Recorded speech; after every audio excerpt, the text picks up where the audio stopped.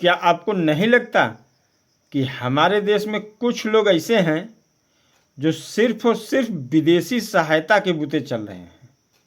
अभी अभी आपने सुना अमेरिकी राष्ट्रपति ट्रंप ने कहा कि भारत को स्वच्छ चुनाव कराने के लिए जो बजट दिए जा रहे हैं उसकी ज़रूरत क्या है।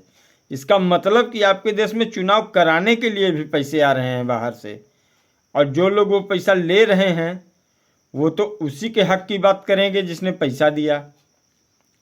तो अमेरिका का राष्ट्रपति अगर आपके प्रधानमंत्री से कह रहा है कि आपको पैसे नहीं दिए जा सकते, तो इसमें हैरानी की क्या बात है। हो सकता है ये कोई प्लान हो कि यहाँ के जो कुछ ऐसे संगठन है देश विरोधी या विकास विरोधी, उनकी फंडिंग अगर रोक दी जाएगी तो वे कमज़ोर पड़ जाएंगे और प्रोपोगंडा जो चलाते हैं वो नहीं चला पाएंगे।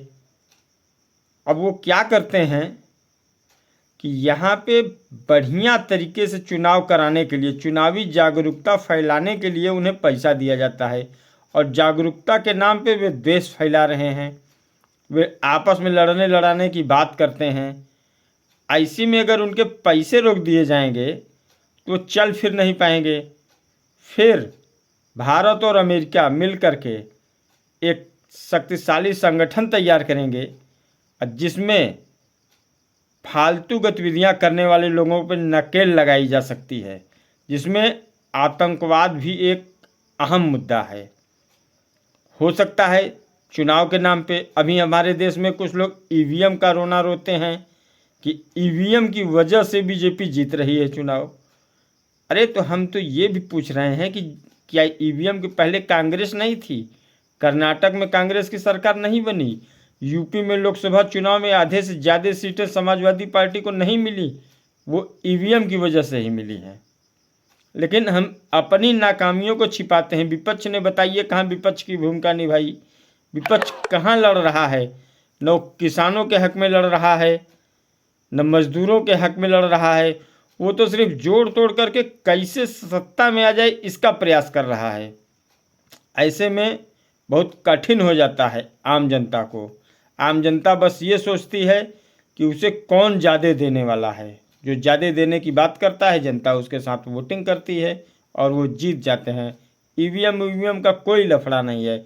आप अपनी नीयत साफ रखिए। अगर आप पॉलिटिक्स में हैं तो मुद्दे की राजनीति कीजिए। ऐसा नहीं है कि पाप धोने के लिए लोग संगम में स्नान कर रहे हैं ऐसा बोलिए और खुद जाके संगम में डुबकी लगा के आइए। लोग क्या सोचेंगे? आपकी मानसिकता पे क्या असर जाएगा? आपके वोटर क्या सोचेंगे कि हमको तो कह रहा है कि कुंभ में मत जाइए और खुद डुबकी लगा के आ रहा है। मेरे कहने का मतलब आप कुंभ से धार्मिक आस्था से न लें, राजनीति से लें। आप एक तरफ कहते हैं कि वो नेता खराब है और अगले दिन उसी के साथ आप गठबंधन करके चुनाव लड़ते हैं। और रही बात नीतीश बाबू की, तो नीतीश का तो हमने पिछला टर्म कई बार देखा। वे लोकसभा बीजेपी के साथ लड़ते हैं और विधानसभा अपने पुराने सखा लालू जी की पार्टी के साथ। तो ऐसे में वे अलग प्राणी हैं, अलग जीव हैं। वो भी राजनीति करते हैं, आप भी राजनीति करते हैं।